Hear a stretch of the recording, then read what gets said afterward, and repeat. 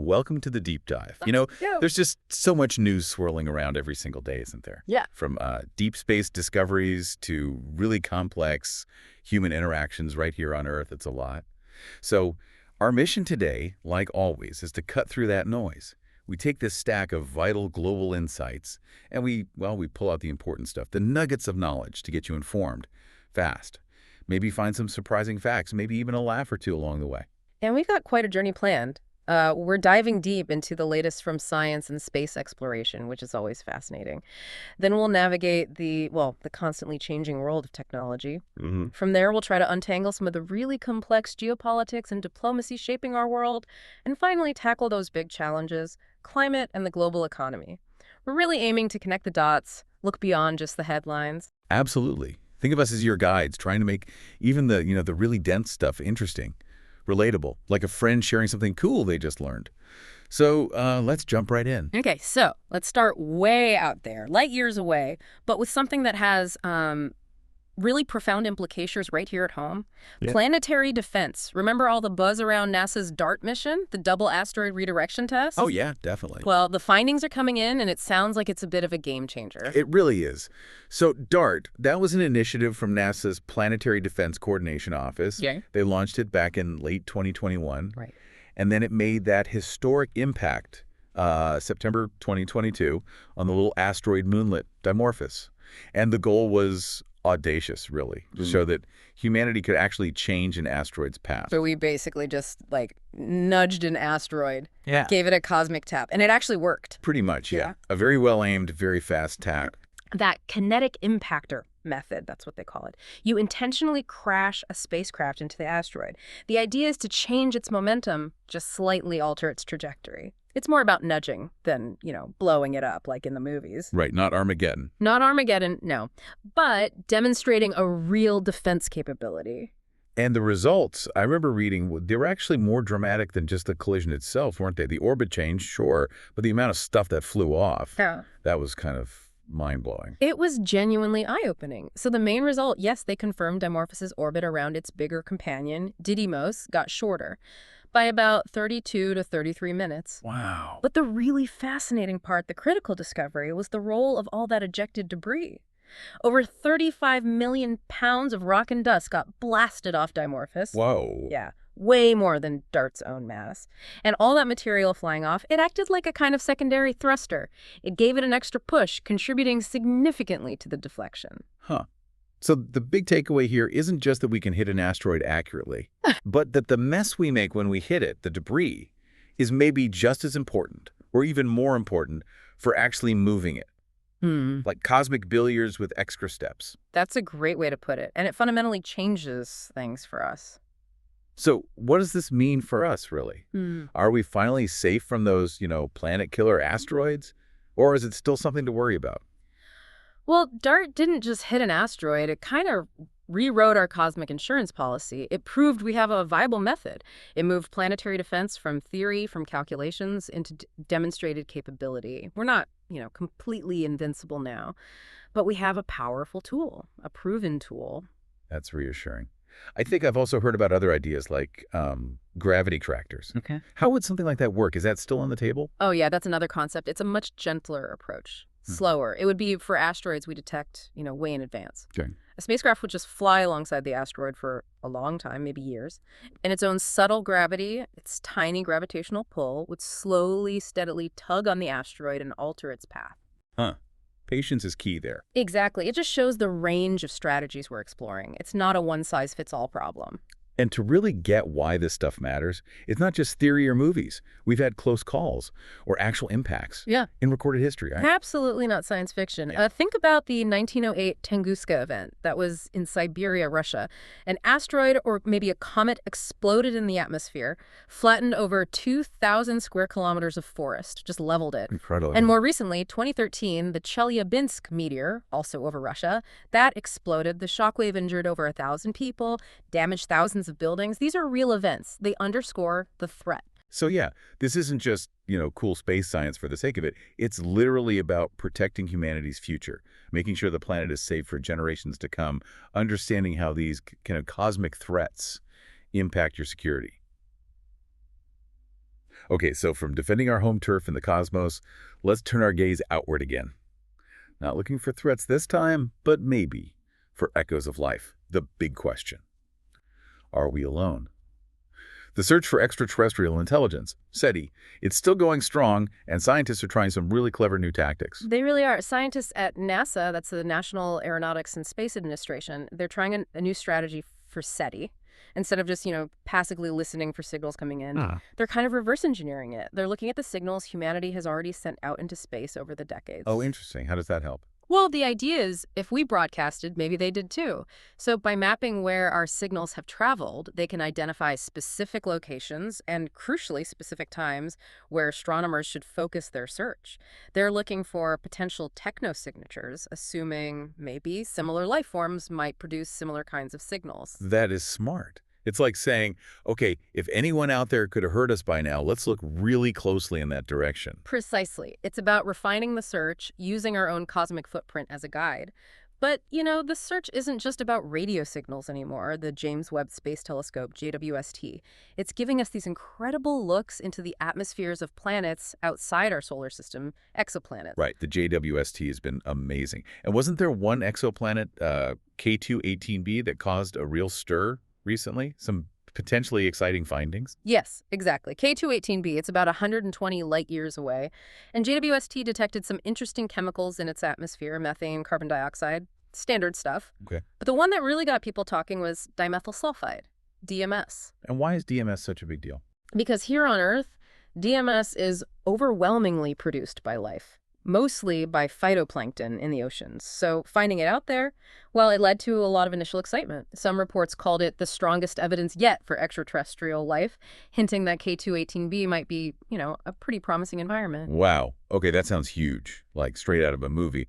But I'm guessing the scientific community didn't just, declare, we found aliens right away. Hey, no, you'd be right to guess that. Science is cautious. While it's definitely intriguing, really intriguing, there's still a lot of healthy skepticism. Is it definitely DMS? Could there be non-biological ways to produce it in that specific atmosphere? These are questions that need answers. So more validation, more observation is absolutely needed before anyone makes grand claims.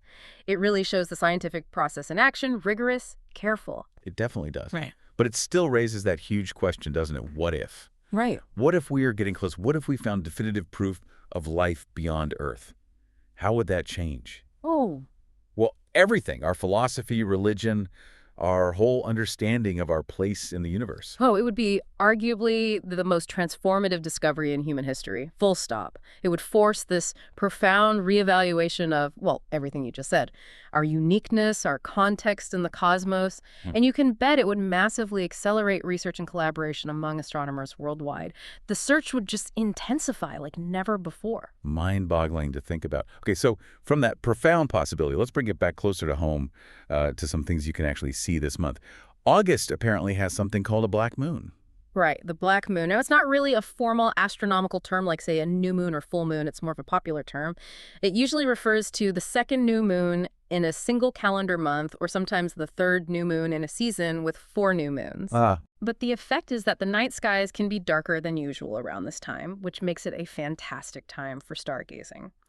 This weekend, for example, should be great for looking up, especially for spotting things within the Milky Way, which is prominent now. So a good excuse for everyone listening, whether you're a seasoned stargazer or just curious, to get outside, maybe grab some binoculars or just use your eyes and look up. See what you can spot in that extra dark sky. Absolutely. And speaking of cosmic events, astronomers have also just found a whole new type of supernova. I thought we had those pretty well figured out. You'd think so, but the universe always has surprises. Yes, they've identified a previously unseen type. It happens when a really massive star gets sort of stripped down to its core before it explodes. Stripped down? How? Could be interaction with a companion star, strong stellar winds. The details are still being worked out. But the point is, it fundamentally challenges some long-held ideas about how massive stars live, and especially how they die. It might mean tweaking our current astrophysical models. Wow. So even the biggest bangs in the universe can still surprise us. Constantly. These events, happening right now, they just keep reshaping our understanding. From the grandest explosions to those, quiet hints of possible life far away. It's just a constant reminder of how much more there is to discover out there. So while we're gazing out into the universe, it's also worth remembering how space exploration helps us look back at our own planet. The International Space Station, the ISS, is still up there doing incredible work. Oh, absolutely. The ISS is just this phenomenal platform. Just recently, August 3rd, 2025, NASA astronaut Nicole Ayers took this absolutely stunning photo of the San Francisco Bay Area in California from orbit, about 260 miles up. Wow. And the ISS itself, it's been continuously crewed for what, over 2 decades now? Close to 3 decades of operations overall. It's not just for pretty pictures, though. It's a unique platform for Earth observation, documenting storms, volcanic eruptions, environmental changes, often in real time. It really is like the ultimate eye in the sky, isn't it? Always watching, but it does a lot more than just Earth watching. Right. Oh, much more. It's a world-class orbital laboratory. It supports countless scientific investigations, technology demonstrations, all sorts of research projects. And the data we get from the ISS, especially on how humans adapt to long periods in space, is vital for planning future missions. Like going back to the moon. Exactly, like NASA's Artemis program, aiming to return humans to the moon, and eventually, hopefully, human missions to Mars. The ISS is crucial for figuring out how to do that safely. And keeping the ISS running requires a steady stream of supplies and new experiments. There's another resupply mission heading up soon. That's right. NASA and SpaceX are gearing up for the 33rd Commercial Resupply Mission, CRS-33, scheduled for August 24th, 2025. A SpaceX Dragon capsule will launch from Cape Canaveral in Florida. And what's it carrying this time? It's packed. Over 5,000 pounds of stuff. Scientific gear, crew supplies, equipment. 5,000 pounds. Any cool experiments going up? Yeah, some really interesting ones. There are studies focusing on preventing bone loss in astronauts. That's a huge issue for long-duration flight. Also, experiments on bioprinting tissues in microgravity, and even 3D printing parts, which could be essential for building things on the moon or Mars someday. Bioprinting tissues in space. That's amazing. So NASA's work isn't just about looking up or out. It's also helping right here, making our own skies safer. That's right. They're working on future air mobility safety, developing advanced pre-flight planning tools for automated aircraft, think drones, maybe even future air taxis. Air taxis. Still waiting on those. Maybe someday soon. They're collaborating with an aviation safety company called ResilienX up in Syracuse, New York. The idea is to integrate NASA's flight planning and risk assessment services into commercial systems. So drone operators, or maybe those future air taxi companies, can file flight plans in real time, check for risks, make sure everything's safe, especially over busy cities. Exactly. It's about managing that increasingly complex airspace safely, and the benefits extend beyond civilian use. Partners like the U.S. Air Force are also interested in these tools. That makes sense. Dual-use technology. So the key point here, I think, is how space exploration, from these grand missions to Mars down to developing software for drones, directly benefits life back here on Earth. It prepares us for innovations that you might actually use sooner than you think. Hashtag 1.4, a leap in measurement, and a historical anecdote. Okay, let's shift gears a bit. From the grand scale of space down to something incredibly fundamental, but also kind of cutting edge. The science of measurement itself. The National Institute of Standards and Technology, NIST, they've just announced something pretty big. They really have. NIST unveiled what they're calling a groundbreaking advancement, an all-in-one device that can test voltage, current, and resistance, the 3 fundamental electrical properties. Hold on, don't we already have devices for that, like multimeters? What makes this new one so special? We do. But typically, measuring those 3 things with the absolute highest precision requires separate, specialized devices. And calibrating them, making sure they all agree perfectly, it can be complex, and there's always a potential for tiny discrepancies. Oh, no. This new single unit integrates all 3 functions. By doing that, it significantly boosts precision and efficiency. Fewer variables, tighter accuracy across the board. So it's like having one perfect, super accurate measuring tool instead of 3 really good ones that might not quite match. That's a good way to think about it, yeah. And the tech behind it is really state-of-the-art. It's based on something called the quantum anomalous Hall effect, or QAHE. Quantum anomalous. Okay, you lost me a bit there. Yeah, it's deep physics, discovered only back in the early 2010s. But what it allows is exceptionally precise measurements of electrical resistance without needing strong external magnetic fields, which was a limitation of older quantum-based standards. Okay, so it's quantum magic that makes it more practical and precise. What's the real-world impact then? Why does this matter so much? It could be huge for industries that rely on extreme precision. Think telecommunications, developing next-gen electronics, managing energy grids really efficiently. It helps reduce measurement uncertainties significantly, and it aligns everything more closely with the official International System of Units, the SI. Basically, it ensures everyone globally is speaking the exact same electrical language. Got it. So this isn't just a better gadget. It's like setting a new gold standard that could unlock future technologies. Precisely. It's foundational. All right, from the absolute cutting edge of quantum measurement, let's take a quick detour way back in time. A little historical anecdote that shows just how far scientific thinking has come and maybe makes us appreciate modern medicine. Sir Isaac Newton, a genius, right? Gravity, calculus. The giant of science. He had some, let's say, unconventional ideas for curing the bubonic plague. He certainly did. You have to remember the context, though. This was the 1660s in London. The plague was terrifying, medicine was rudimentary. Even brilliant minds like Newton were operating with incomplete information, and there was a lot of, well, folklore and superstition mixed in with early science. Right. So what was his plague cure? I heard it involved toad vomit. That's the most infamous one, yes. So first, remember the plague itself caused by the bacterium Yersinia pestis, spread by fleas on rats, absolutely devastating. The Black Death centuries earlier had wiped out maybe a third of Europe. People were desperate. Okay, setting the scene, desperate times. What did Newton suggest? His proposed treatment was creative. He suggested hanging a toad upside down in a chimney for 3 days. In a chimney? Why? He believed the toad, in its distress, would spew out some kind of purging agent. Then you take the toad, dry it, powder it, mix it with the vomit you collected, and make lozenges out of it. Lozenges of toad vomit. Lozenges of powdered toad and toad vomit, yes, to supposedly drive away the plague. Oh, okay.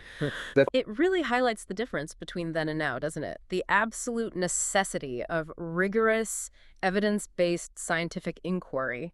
You know, especially after living through something like the COVID-19 pandemic, it gives you perspective. It's a fascinating glimpse into how humanity has always wrestled with the unknown, sometimes getting it very, very wrong. All right, from the history of science back to the history of, well, us.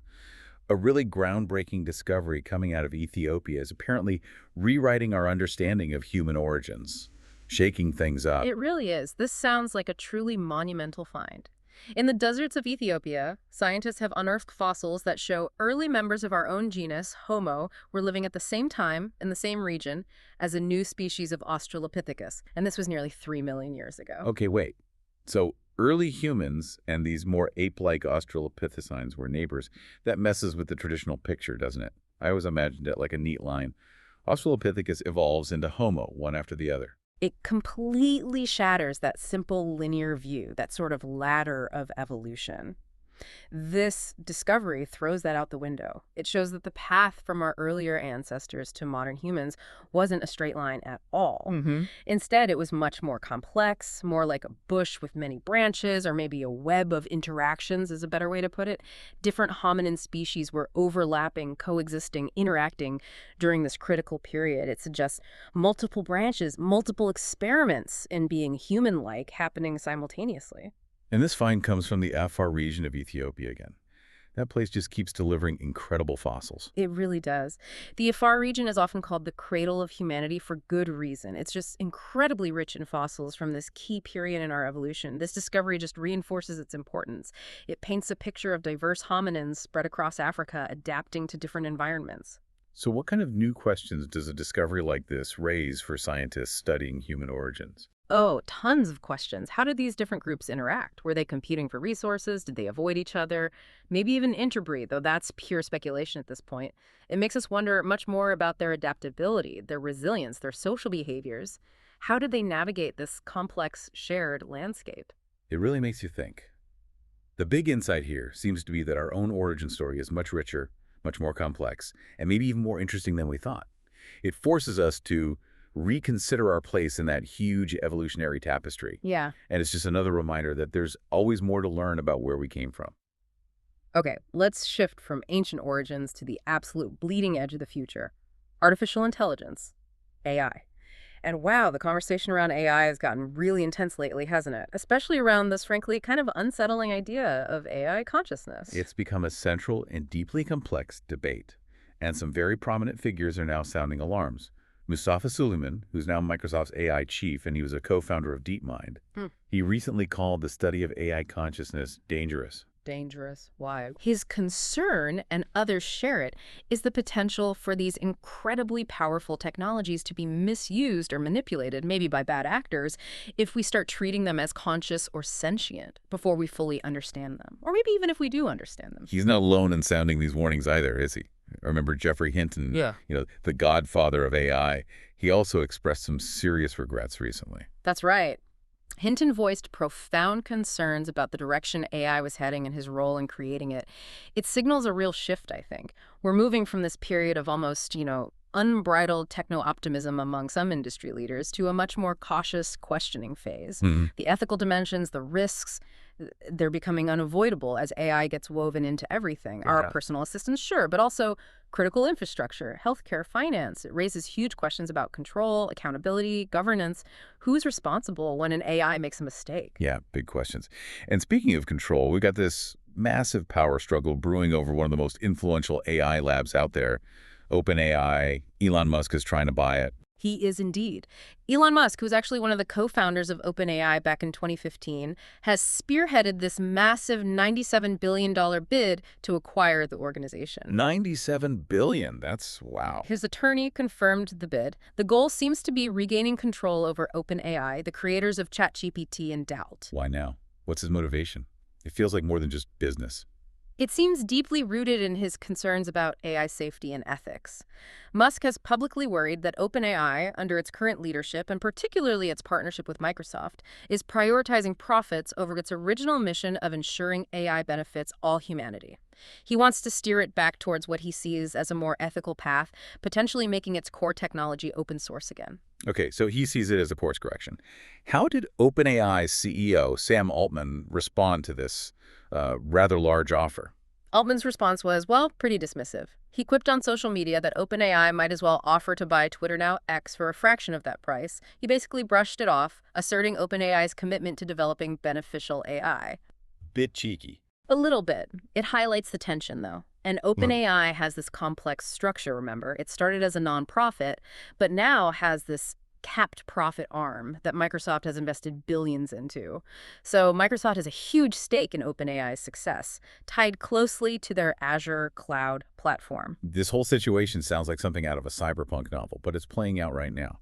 The real insight here, it seems, is that this isn't just corporate drama. It's a fundamental fight over who controls arguably the most powerful technology emerging in our era. Exactly. It's about the future direction of AI development, about ethics, about governance. Will it be an open resource, or will it be concentrated in the hands of a few powerful players?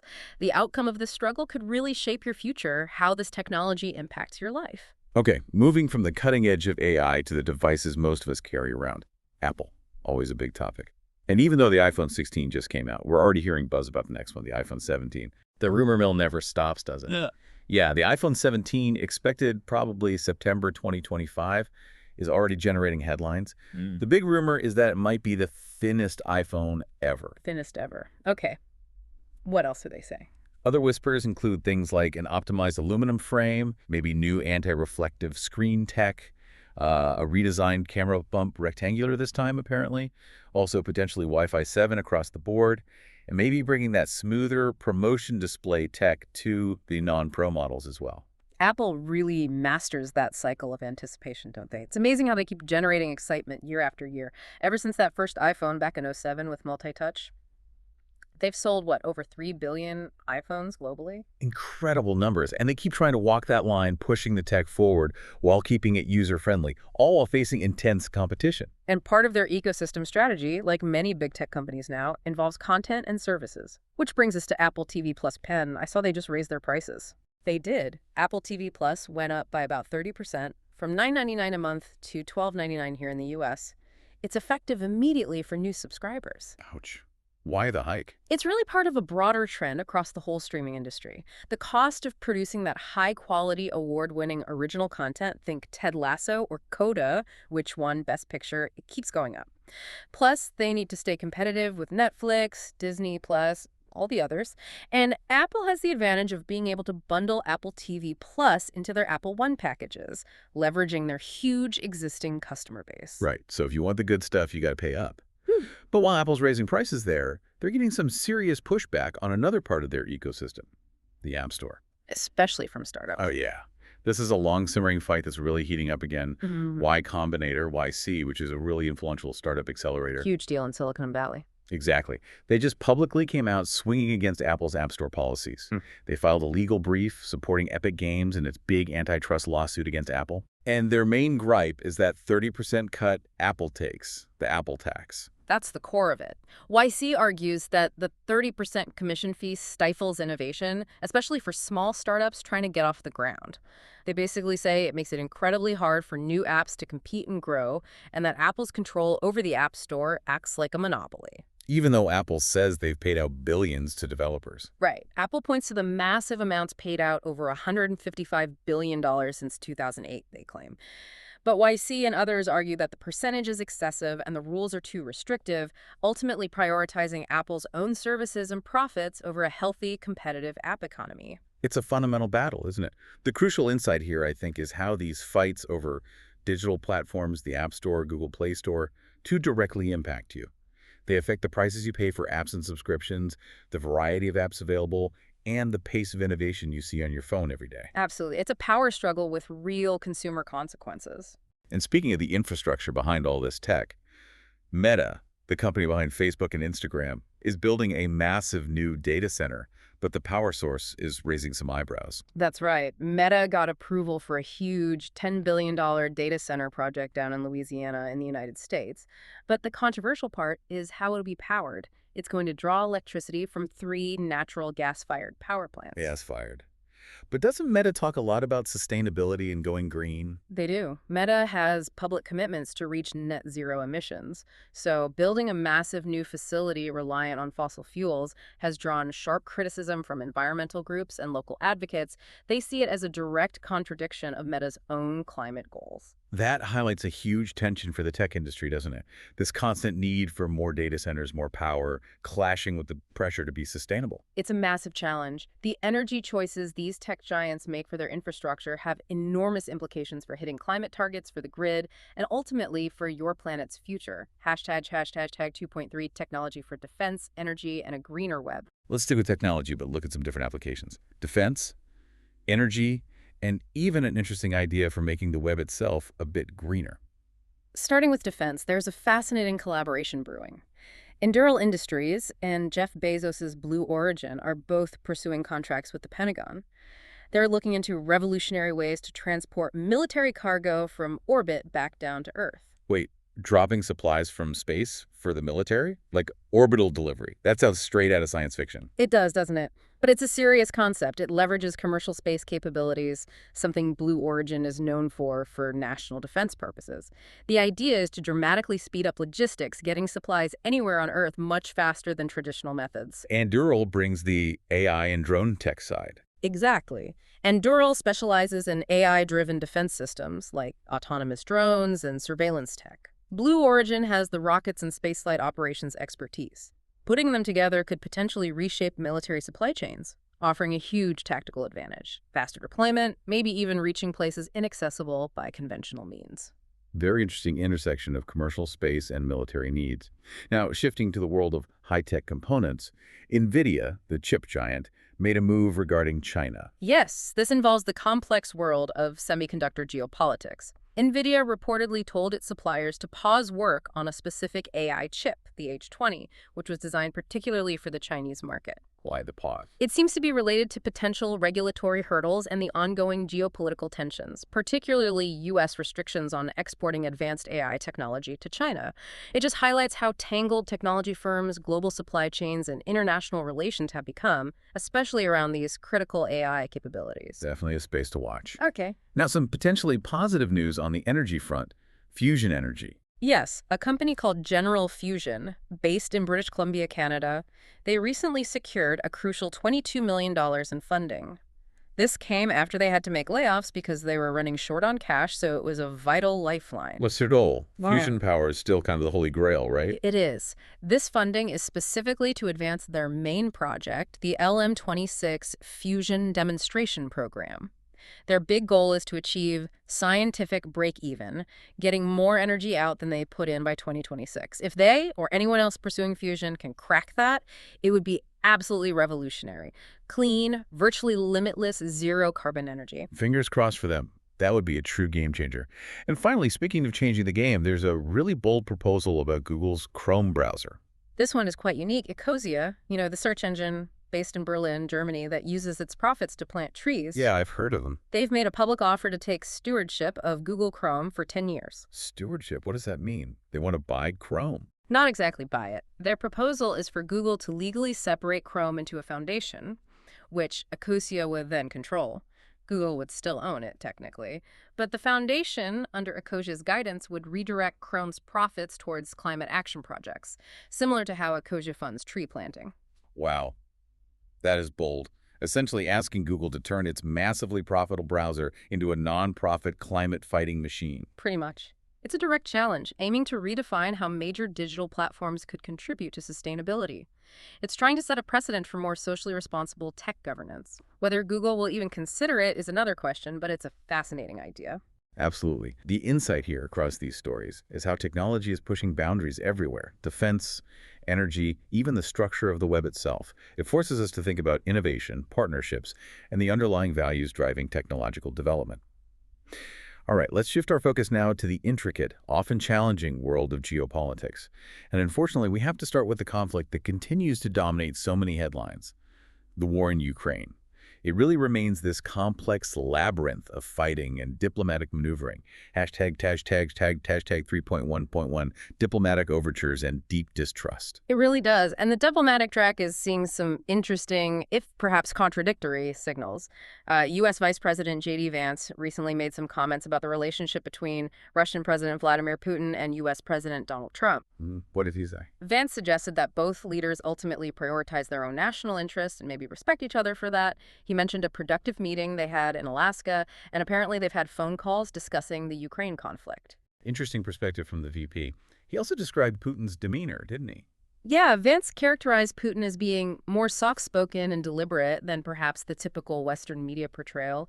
He added that President Trump, while obviously disagreeing with Putin on many things, seems willing to try and work towards a resolution in Ukraine, seeing it as vital for American interests. And President Trump himself has been involved in trying to set up talks. Reportedly, yes. He initiated some arrangements for a potential direct meeting between President Putin and Ukrainian President Volodymyr Zelensky. However, the signals from Moscow are mixed. Russian Foreign Minister Sergei Lavrov said Putin is open to meeting Zelensky, but only after significant groundwork is laid in negotiations. And Lavrov also questioned whether Zelensky even has the legitimacy to sign a lasting deal. So, preconditions and casting doubt. Meanwhile, are there shifts happening on the Ukrainian side regarding potential peace terms? There are some intriguing comments. Mikhail Podolyak, who's a senior advisor to President Zelensky, floated the idea that Ukraine might consider a strategy to freeze hostilities along the current battle lines. Freeze, meaning accept the current situation on the ground, at least temporarily. Potentially. With some territories remaining under de facto Russian control, not legally recognized by Ukraine, of course. Podolyak also mentioned Ukraine needing to join an alliance, but specifically said not NATO, which is a departure from their previous insistence on NATO membership. That's a significant potential shift. Yeah. What are Russia's stated demands for a ceasefire right now? Are they still the same? Pretty much. Putin's core demands remain quite extensive. Ukraine would need to completely give up the eastern Donbas region, formally abandon any NATO aspirations and commit to neutrality, and guarantee no Western troops on its soil. These are major concessions Ukraine has consistently rejected. So a huge gap remains. And Lavrov, the Russian foreign minister, he seems skeptical about Ukraine's intentions for peace. Deeply skeptical. Lavrov voiced concern that Ukraine isn't genuinely interested in a long-term agreement. He pointed to statements like Podolyak's talk about eventually regaining lost territory and pushing for more sanctions as contradictory to freezing the conflict. And Lavrov repeated controversial Russian accusations about Ukraine promoting anti-Russian alliances and harboring neo-Nazi elements. Okay, so deep distrust there. On the other side, what's NATO's position? They're still focused on supporting Ukraine. Very much so. NATO Secretary General Mark Rutte was recently in Kiev, in Ukraine, and he stressed the urgent need for robust security guarantees for Ukraine. The goal is to deter future Russian aggression. He suggested the U.S. would play a key role in these guarantees: military aid, intelligence sharing, funding. And Ukraine's European allies are asking for more military hardware too. Yes, there are requests for deploying advanced F-35 jets to Romania, near Ukraine, as part of those security guarantees. Also, more Patriot and NASAMS air defense systems for Ukraine and increased surveillance flights over the Black Sea. Predictably, Russia warned that any airfields hosting NATO jets targeting the conflict zone would be considered legitimate targets. High stakes all around. And even within Europe, like in Germany, there isn't uniform agreement on how to approach this diplomacy, is there? No, there are divisions. Alice Weidel, who co-leads the Alternative for Germany party, the AfD, accused the EU of hypocrisy. She pointed out that some leaders who previously refused dialogue with Moscow are now praising President Trump's diplomatic efforts. But the mainstream German Chancellor, Friedrich Merz, he's maintaining a much harder line against Russia, rejecting calls for a ceasefire under the current circumstances. It's just so complicated. The key insight seems to be that these deep-seated obstacles, the conflicting demands, the profound distrust, and the internal politics within each country, they all combine to make a meaningful peace deal incredibly difficult to achieve right now. It's a real-time masterclass in the complexities and often the frustrations of international diplomacy. Hashtag 3.1.2 escalations, accusations, and international ramifications. And while the diplomats talk or don't talk, the conflict itself continues to see some really alarming developments and escalations. There was a major update regarding those Nord Stream pipeline explosions back in 2022. Yes, a significant development. A Ukrainian national has been arrested, reportedly in Italy and Germany, in connection with those underwater explosions that severely damaged the Nord Stream pipelines. Remember, those were crucial for carrying natural gas from Russia to Europe. Wow, an arrest after all this time. Yeah. What are the potential implications? It's being called a significant development and a hugely important investigation, given the impact on European energy security and the environmental damage. It could definitely have geopolitical ripple effects, potentially straining relations further, depending on where the investigation leads. And then, even more directly related to the fighting, there was a report of an attack on an American factory inside Ukraine. Yes, Ukraine reported that Russia launched a cruise missile strike targeting an American-owned factory. They described it as part of one of the largest aerial assaults of the war so far. Targeting an American facility specifically, that feels like a major escalation. It indicates a really troubling shift, potentially. It directly endangers international assets and personnel in the conflict zone, raises huge concerns about safety, and could provoke stronger responses or further diplomatic fallout between the U.S. and Russia. And the civilian toll continues, tragically, on both sides. There were reports of Ukrainian attacks hitting civilians in Russian-controlled territory. There were. Reports stated that Ukrainian forces used HIMARS rocket systems provided by the U.S. and also kamikaze drones to strike the city of Yanakievo. That's in the Donetsk People's Republic, a region Russia annexed after a referendum the West deems illegitimate. These strikes reportedly resulted in 2 civilian deaths and over 20 injuries. It's notable that even Japanese Prime Minister Shigeru Ishiba commented on this, acknowledging the suffering of Russian civilians too and calling for a fair peace.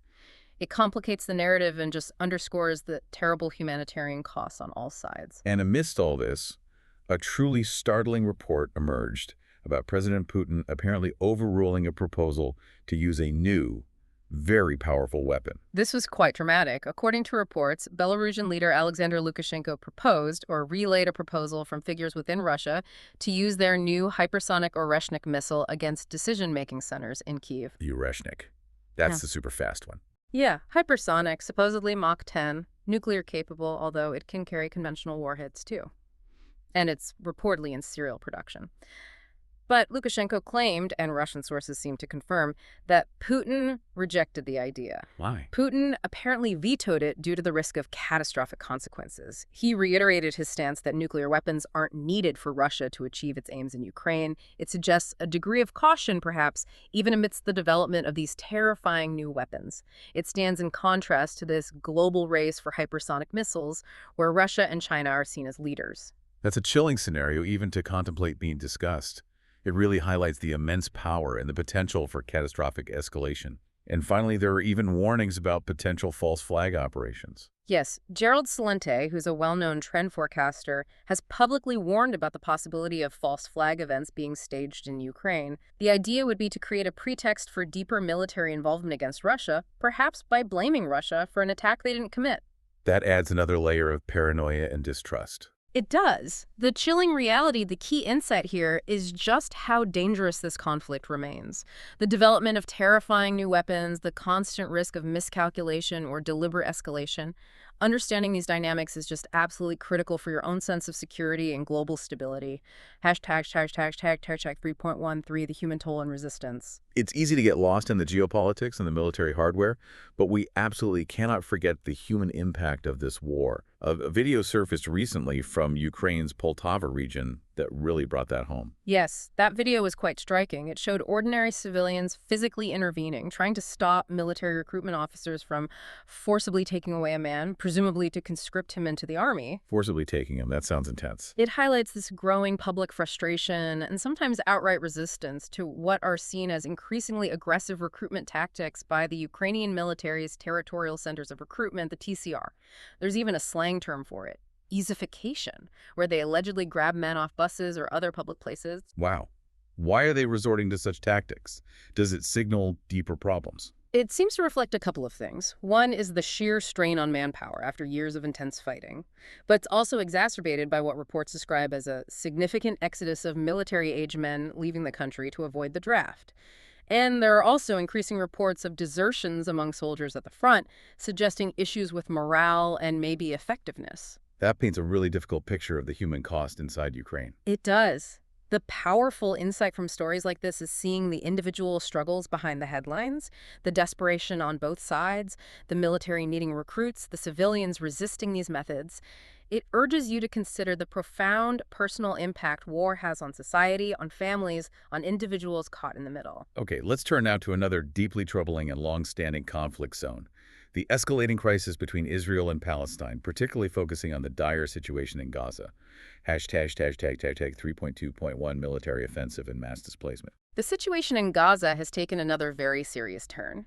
Israeli Prime Minister Benjamin Netanyahu confirmed that Israel is moving forward with its planned major offensive into Gaza City.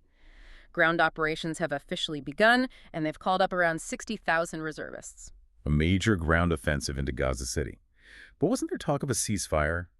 I thought Hamas had accepted a proposal. That's what makes this timing particularly stark. This military escalation is happening even as a ceasefire deal, reportedly brokered by Egypt and Qatar, was accepted by Hamas. So the offensive is proceeding despite that diplomatic development. It seems incredibly counterproductive to peace efforts. What's happening on the ground as a result of this offensive? Reports describe intense Israeli airstrikes, widespread destruction across Gaza City. You can see it in satellite imagery, and what's being called a mass exodus or even mass depopulation of Palestinian civilians. Another mass displacement. Yes, for many people, this is the second or even third time they've been forced to flee their homes during this conflict. The Israeli military itself estimates this offensive could forcibly displace nearly 1 million residents from the area. 1 million people. That's staggering. What about essential services like hospitals? Are they being evacuated too? Israeli authorities have reportedly told medical staff and humanitarian groups to prepare for a potential evacuation of Gaza City's remaining hospitals and facilities. But the Hamas-run health ministry there has publicly rejected this, saying any such move would devastate the already fragile healthcare system and deepen the humanitarian crisis. It's just a horrifying situation. The key insight seems to be how this major military push, despite diplomatic openings, is creating another wave of mass displacement and putting unbearable strain on civilians and essential services. It underscores the urgent human rights concerns that you need to be aware of. Hashtag Tech 3.2 humanitarian catastrophe and calls for action. And the humanitarian situation, which was already dire, has now officially reached catastrophic levels. A UN-backed food security organization has formally confirmed that famine conditions have emerged in the Gaza Strip. Famine. Officially declared famine. Yes, affecting roughly 500,000 people who are facing the most extreme levels of hardship and food scarcity. UN Secretary General Antonio Guterres went so far as to call the famine in Gaza City a failure of humanity. Failure of humanity. That's incredibly strong language from the UN chief.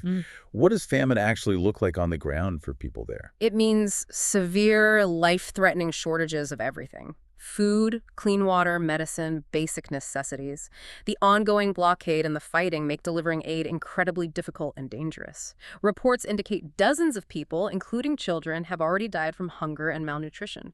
Women and children, the elderly, the most vulnerable groups are always hit hardest. It's hard to even imagine people being forced to flee again now facing actual starvation. Exactly. You hear these heartbreaking accounts of families saying goodbye to their homes, evacuating under fire, facing impossible choices, stay and risk bombardment or starvation, or flee into potentially equally dangerous circumstances elsewhere in Gaza.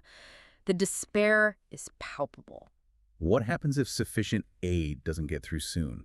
What are the irreversible consequences they talk about? We're talking about potential mass death from starvation and disease, long-term health impacts for survivors, especially children, complete societal breakdown, and potentially generations of trauma and instability. It's a massive challenge to the international community's ability and maybe willingness to act effectively. The core message here isn't just news, it's a human catastrophe unfolding in real time. Understanding its severity and the desperate calls for action is vital for you as an informed global citizen. Hashtag 3.2 negotiations amidst conflict. Yet even amidst this unfolding tragedy and the ongoing military offensive, there are still efforts, however strained, towards negotiation. As we mentioned, a source linked to Hamas said the group accepted a ceasefire proposal put forward by mediators. Right, but Israel is proceeding with the offensive anyway. But are they still talking about talks? It's a complex picture. Prime Minister Netanyahu stated that Israel would begin negotiations for a ceasefire. But his phrasing was crucial. On Israel's terms. And the aim would be securing the release of all hostages still held in Gaza. So a dual approach, as they call it, fighting and talking at the same time. Seems so. Intensifying military pressure while leaving the door open to diplomacy, but diplomacy dictated by their conditions. What might Israel's terms actually entail? And how likely is the Palestinian side to accept them, especially under these circumstances? Israel's terms would almost certainly prioritize their security objectives, which they often define as dismantling Hamas's military and governing capabilities. These could be terms that are incredibly difficult, maybe impossible for the Palestinian side, including Hamas, to accept. It really highlights the historical pattern of peace talks in this region, often characterized by deep mistrust, maximalist demands, and powerful external influences. So what could possibly lead to a breakthrough? What factors would determine if any negotiated settlement actually works this time? It likely requires immense international pressure on both sides, a genuine willingness from both Israeli and Palestinian leadership to make painful compromises, and potentially strong guarantees from external powers, the US, Egypt, Qatar, others, to ensure any agreement holds. But right now, the gap between military objectives and the desperate need for peace seems tragically wide. Understanding this difficult balance is key for you to grasp the complexities of this long and painful conflict. Hashtag 3.3 global alliances, trade wars, and shifting spheres of influence. Let's zoom out now to the wider geopolitical chessboard, looking at global alliances, trade tensions, and how spheres of influence seem to be shifting, starting with the relationship between the U.S. and the European Union. There's a new trade deal, but it sounds like it's causing some friction. Yeah. Hashtag 3.3.1 U.S.-EU trade and transatlantic tensions. Yes, the EU and the US recently announced a new trade agreement, but it's definitely not been universally welcomed in Europe. In fact, it's sparked quite a bit of criticism. What are the main points of the deal? Well, it imposes a new 15% tariff on most EU exports coming into the US, including key sectors like automobiles. At the same time, it eliminates tariffs on American industrial goods going to the EU. Wait, tariffs on EU goods, tariffs off U.S. goods, and what else? On top of that, the EU has committed to buying a massive $750 billion worth of U.S. energy over the next 3 years and investing $600 billion in the U.S. economy. Plus, the deal ensures preferential access for American seafood and agricultural products into the EU market. Okay, yeah, I can see why some EU leaders might be upset. That sounds pretty heavily weighted towards the U.S. side. That's exactly the criticism. Joseph Borrell, who used to be the EU's foreign policy chief, argued quite forcefully that this deal weakens Europe's strategic autonomy. French President Macron expressed frustration, too. And Hungary's Prime Minister, Viktor Orban, framed it as a major setback for European interests, saying it undermines the EU's independence in areas like defense and energy policy. How does the U.S. government see it? Predictably, the U.S. administration views it as a big win, a success supporting American jobs, industry, and national security interests. It really highlights the power dynamics in trade negotiations. The key takeaway for you is how these big transatlantic deals and the tariffs involved can directly impact the industries in both regions, the prices you pay for imported goods, and even shape your perception of these long-standing alliances. Hashtag 3.2 Asia's economic engines and shifting allegiances. Okay, let's shift our focus to Asia, where we're seeing another really interesting dynamic involving economic powerhouses and maybe some shifting allegiances, particularly around India, China, and Russia. Definitely. China's ambassador to India, Xu Fei, recently came out with some very strong words criticizing the United States. He called the U.S. a bully in global trade, specifically pointing to tariffs Washington imposed on Indian goods, some apparently as high as 50%. A bully. Strong language. What else did he say? Ambassador Xu emphasized China's firm support for India's position against these tariffs. He framed it as India and China being vital economic engines in Asia that could potentially work together to counterbalance what they see as aggressive U.S. trade policies. So China positioning itself as India's ally against U.S. trade pressure. That's a significant geopolitical signal. But India's relationships are complex, right? They also had deep ties with Russia, which complicates things with the U.S. Hugely complex, and that complexity was highlighted by some controversial remarks from White House trade advisor Peter Navarro. He accused India of effectively acting as a laundromat for Russian oil. Laundromat. What does he mean? He claims India is buying sanctioned Russian crude oil, refining it, and then selling the products on the global market, thereby helping Russia bypass sanctions imposed over the Ukraine conflict and profiting in the process. Navarro even urged the U.S. to fundamentally rethink its policies towards India because of this. Well, that's a direct accusation. And meanwhile, the official relationship between India and Russia seems quite strong. It appears so. Russian President Vladimir Putin is actually scheduled to visit India before the end of the year for his annual summit with Indian Prime Minister Narendra Modi. And Russian Foreign Minister Lavrov recently touted a record 15% increase in trade between the two countries last year. They're even discussing a potential free trade agreement between India and the Eurasian Economic Union, the EAEU, which is led by Russia. India really is walking a tightrope, isn't it? Trying to balance its own significant energy needs and economic interests with these major global players, the U.S., China, Russia, who are often at odds with each other. It's an incredibly delicate balancing act. And it involves navigating those tricky ethical considerations, too.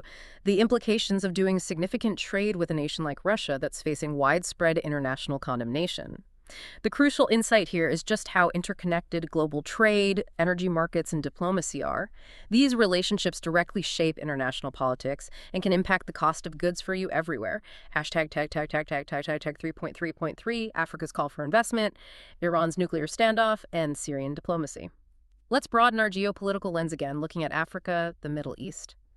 Starting with Africa, there's a notable call for a shift in how the world engages with the continent. South African President Cyril Ramaphosa made this point strongly at the recent Tokyo International Conference on African Development, TICAD. What was his message? He urged global partners, particularly Japan, the host, to move beyond the traditional model of aid-based support. He called for a transition towards investment-led collaboration. So less about handouts, more about partnerships. Exactly. Ramaphosa emphasized that Africa is ready and wants to define its own future. It's seeking partners who value co-creation, mutual benefit, and sustainable development, rather than sticking to those old donor-recipient dynamics. He highlighted South Africa's own efforts to modernize its economy, improve energy stability, upgrade infrastructure, signaling they're ready for business. That's a powerful statement of intent.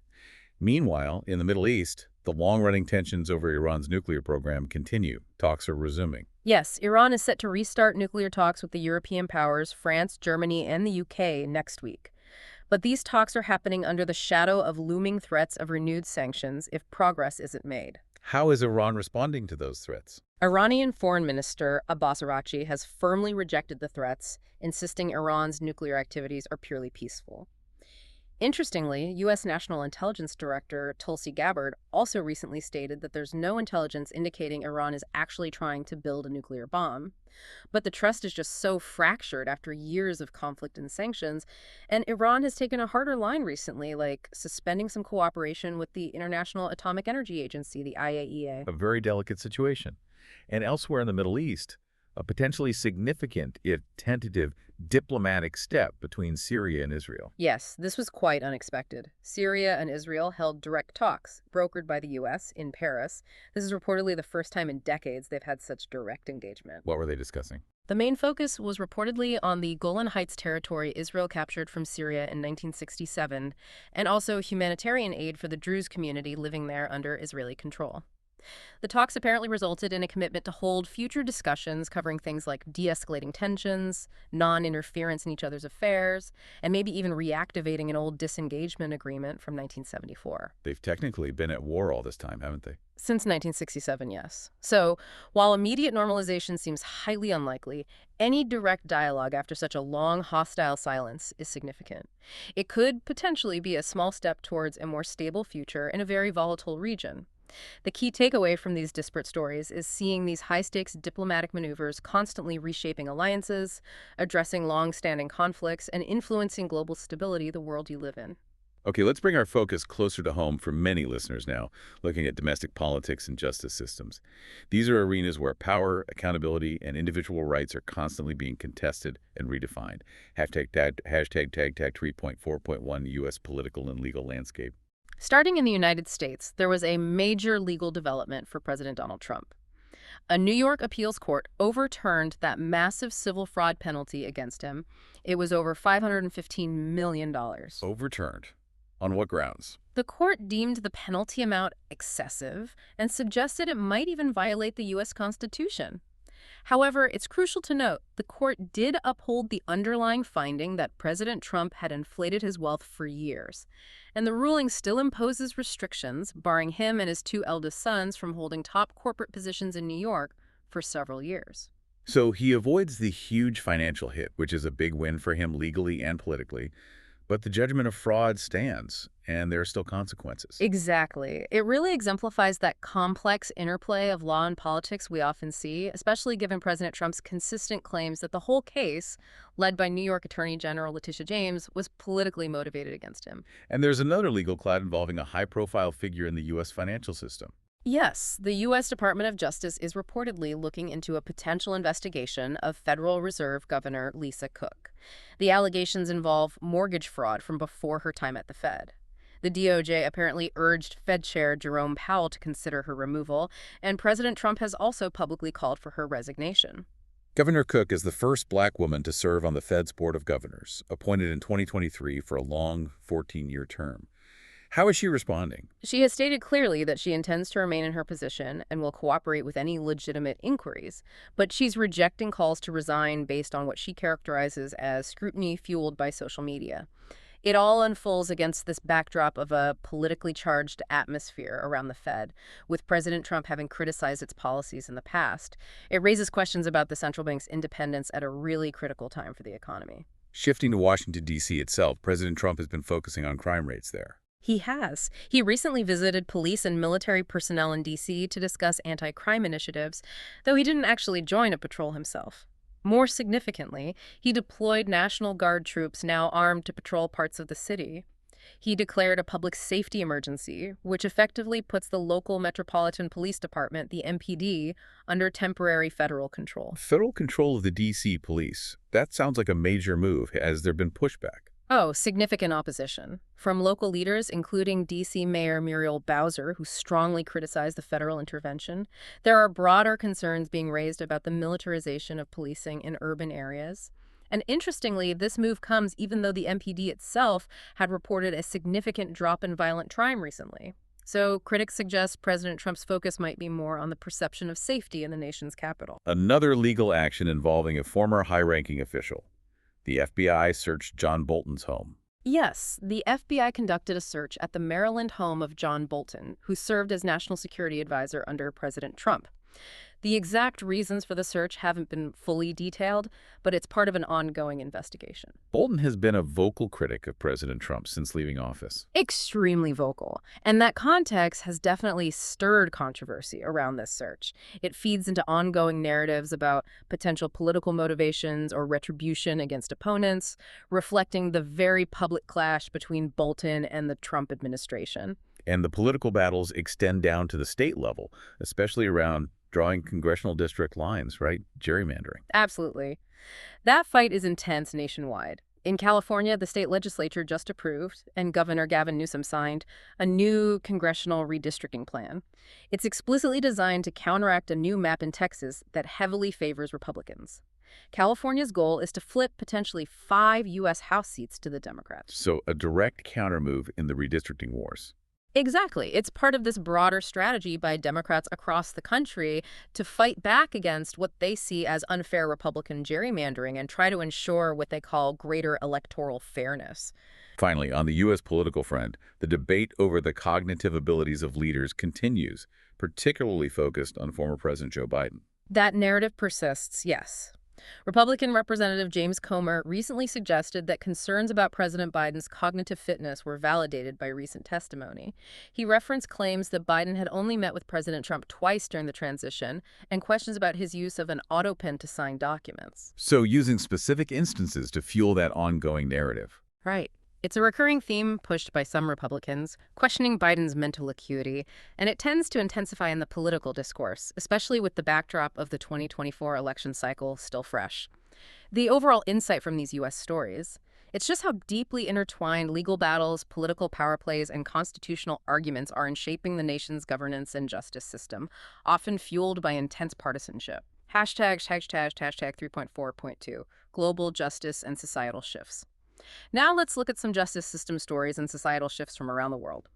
In France, a long-running case related to the Rwandan genocide reached a conclusion. French judges dismissed the genocide case against Agathe Habyarimana. She's the widow of Rwanda's former president, whose assassination sparked the 1994 genocide where around 800,000 people were killed. Dismissed. Why? The judges cited insufficient evidence to directly link her to the planning or execution of the genocide. How has that decision been received, especially by survivors? With deep disappointment, as you can imagine.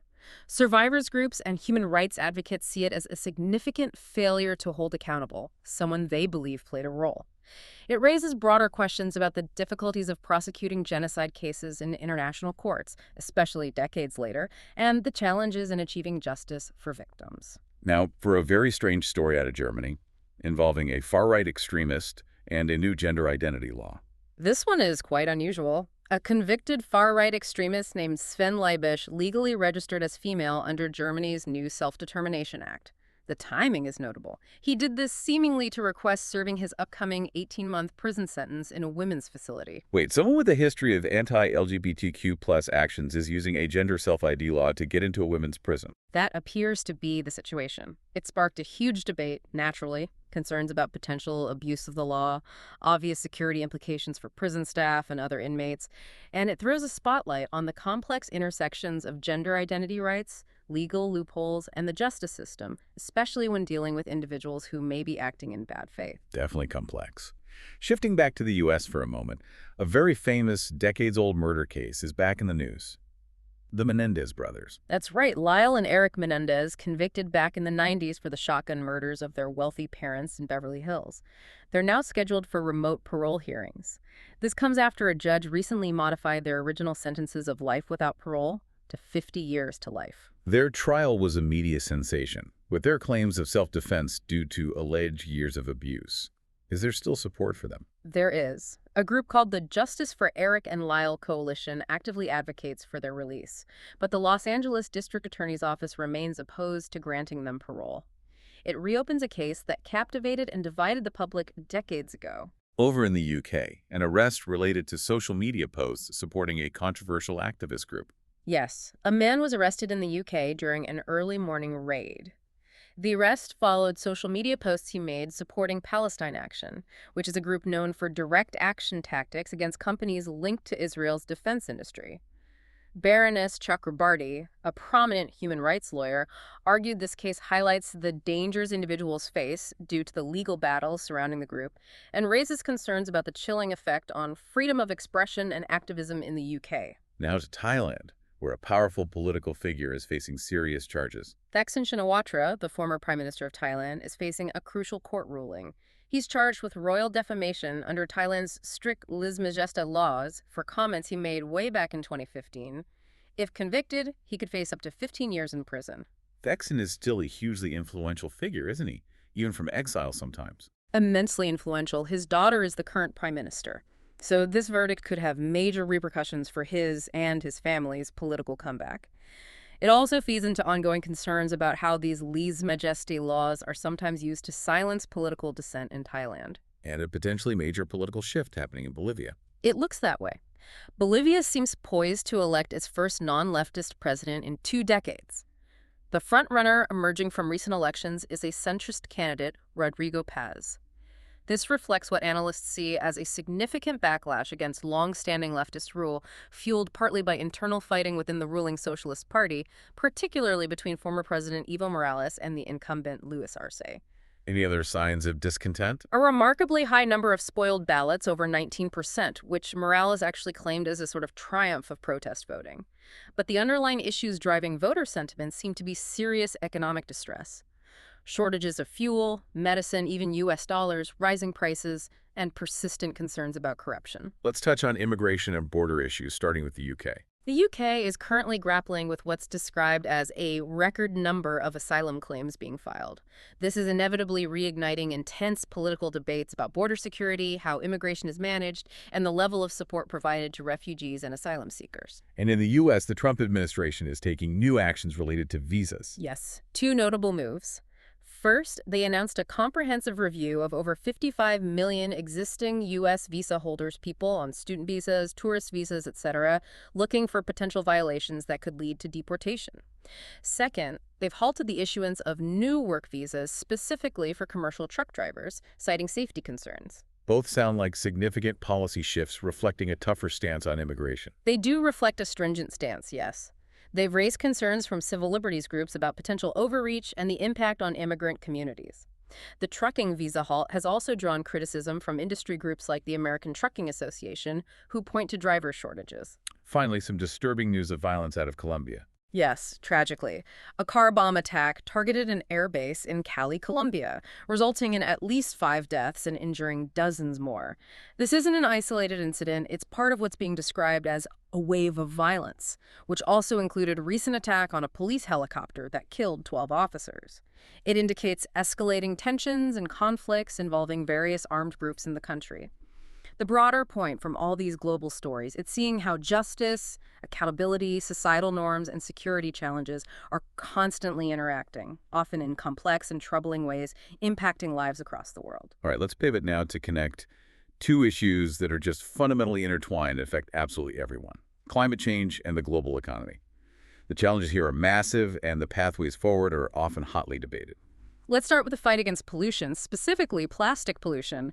There was another round of international negotiations recently in Geneva, Switzerland, trying to hammer out a global treaty to reduce plastic waste. How did that go? Any breakthroughs?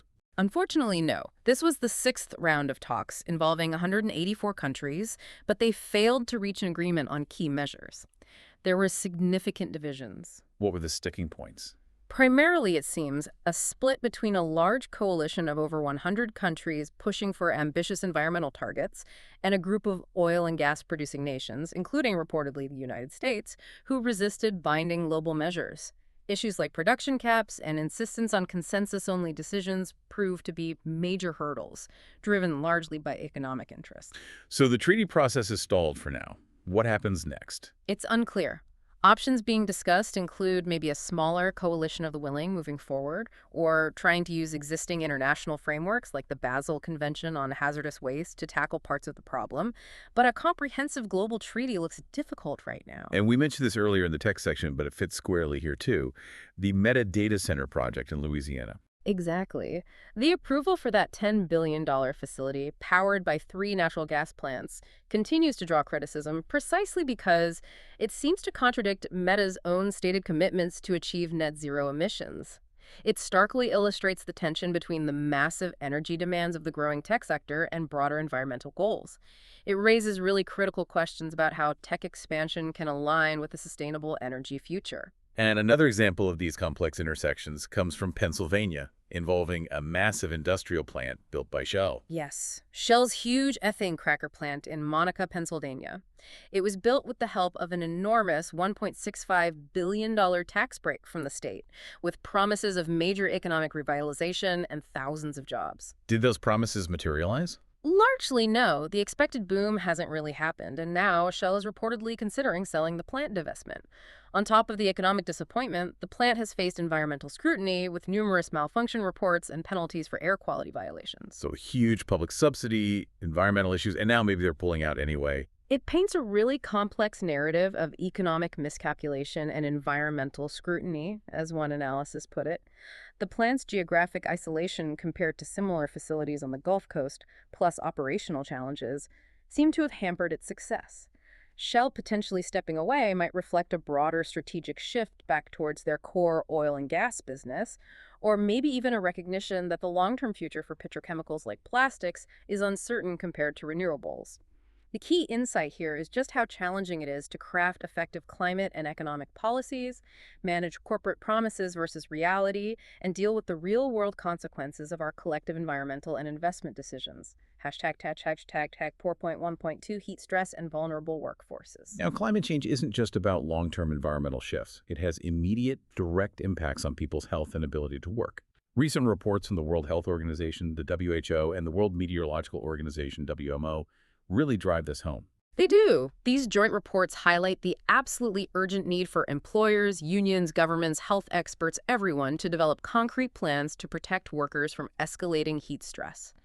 This is being directly exacerbated by climate change. We're seeing record temperatures globally, right? Consistently. 2024 was the hottest year on record globally, about 1.55 degrees Celsius above pre-industrial levels. Heat waves with temperatures over 40 Celsius, that's 104 Fahrenheit, are becoming increasingly common, even in places like Europe, where they were once rare. What are the specific health risks for workers exposed to this kind of heat? They're serious and varied. Heat exhaustion, potentially fatal heat stroke, dehydration, but also less obvious things like long-term kidney damage and cardiovascular strain. Workers in physically demanding jobs are most at risk. Think agriculture, construction, fishing, manufacturing, delivery drivers. And it's not just a health crisis, it's an economic one, too. Absolutely. The reports stress these severe economic consequences. Worker productivity drops significantly when it gets too hot, maybe 2–3% for every degree Celsius rise above a comfortable temperature like 20 degrees C. That means lost income for individuals, especially daily wage earners, and significant hits to national economies. Wait, do they have numbers on how many people are affected? The estimates are staggering. Over 2.4 billion workers globally are exposed to excessive heat during their jobs at some point, and they estimate more than 22 million occupational injuries each year are directly linked to extreme heat. It really underscores that adapting to climate change, particularly heat, isn't just an environmental issue, it's an economic imperative. The critical takeaway for you is that climate change isn't abstract. It's directly harming the health and livelihoods of millions of people right now, potentially including people in your own community, making proactive protection measures absolutely essential. So given these huge climate challenges and the need for low-carbon energy, there's a renewed and sometimes contentious discussion about the role of nuclear power. We're seeing some interesting developments, especially in Asia. Like where? A prime example is the Baraka nuclear power plant in the United Arab Emirates, the UAE. It was largely built by KEPCO, the Korea Electric Power Corporation. It now has 4 large reactors online, providing about 25% of the UAE's total electricity, all zero emission. It's a major milestone for a nation new to nuclear energy. And is this part of a bigger trend? Are other countries pushing nuclear too? There's definitely growing interest globally. The International Energy Agency, the IEA, has emphasized that the world likely needs to triple its nuclear power capacity by 2050 to meet climate goals.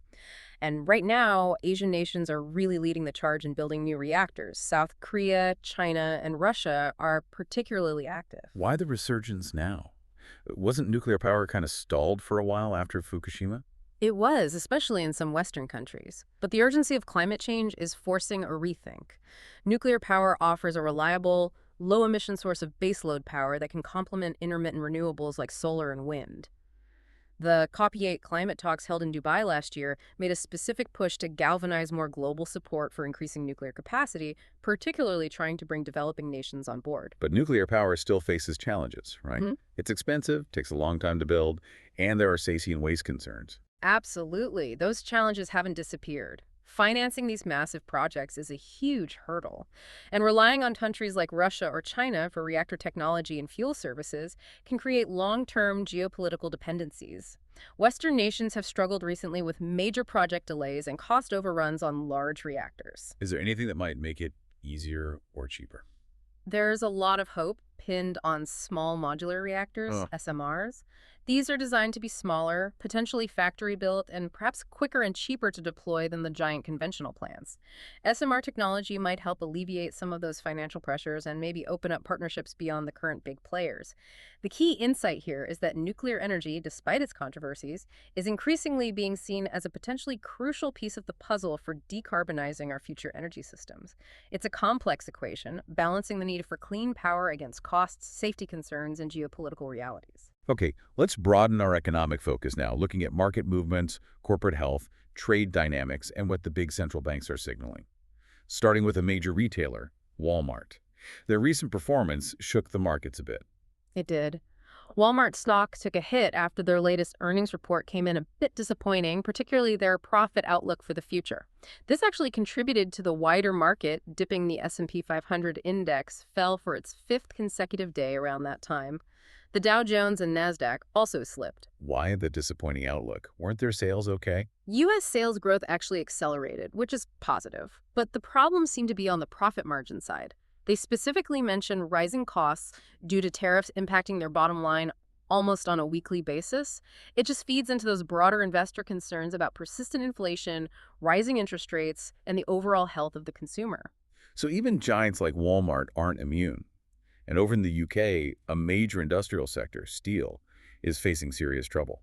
Yes. Liberty Steel, which is the UK's third largest steel producer with major plants in Rotherham and Sheffield, has actually fallen under government control due to severe financial difficulties. It's created a lot of uncertainty for hundreds, possibly thousands of workers. What's causing their problems? Is it just the UK economy? It's a combination of factors hitting the steel industry hard.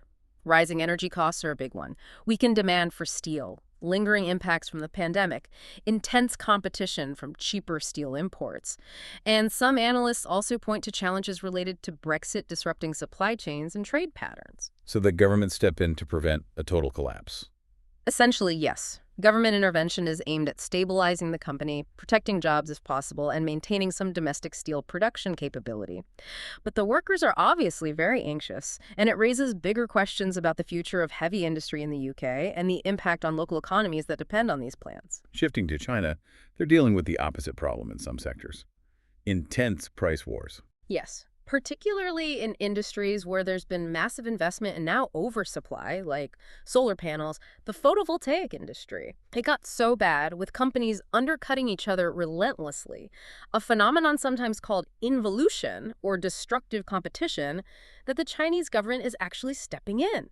They're revising their main pricing law for the first time since 1998, aiming to curb these excessive price wars. Trying to bring some order to the market. Exactly. They want to foster a more sustainable equilibrium. Interestingly, right after the government signaled this move, solar panel prices apparently jumped about 20%. But it's not just solar. Economists are warning that similar price wars in China's booming electric vehicle market could mean that over 90% of EV brands there might not be profitable by 2030. It underscores the need for companies in these hyper-competitive markets to differentiate through innovation, not just price. And while developed countries in China grapple with these issues, the world's poorest countries face different hurdles in the global economy, especially with technology and trade. That's a critical point. New technologies like AI, automation, advanced analytics, they're primarily benefiting developed economies right now. The world's 44 least developed countries, the LDCs, they collectively account for less than 1% of global trade. And they're getting squeezed further by rising protectionism tariffs and non-tariff barriers, which are estimated to be cutting their potential exports by over 50%. So they're falling further behind. What can they do? They're advocating strongly for fairer trade rules, obviously, but they're also trying to leverage technology themselves where they can. Things like implementing digital customs procedures to reduce paperwork and costs, investing in digital infrastructure to connect to global markets, and crucially, trying to move up the value chain, exporting more processed goods instead of just raw commodities. It's a huge uphill battle, though. Finally, all eyes in the financial world are turning towards the U.S. Federal Reserve Chairman Jerome Powell. Yes, Chairman Powell is preparing for a major speech at the upcoming Jackson Hole Economic Symposium. This is always a highly anticipated event where the Fed chair often signals future policy directions. Why is this year's speech considered particularly high stakes? Because the Fed is navigating such a tricky environment. Inflation is still a concern, but there are also worries about a potential economic slowdown or recession. Powell has to balance these risks, likely providing clues about future interest rate moves. Markets, economists, analysts, everyone will be parsing his words incredibly closely, especially given what some call the Fed's ongoing expansive experimental strategy and monetary policy over the last few years.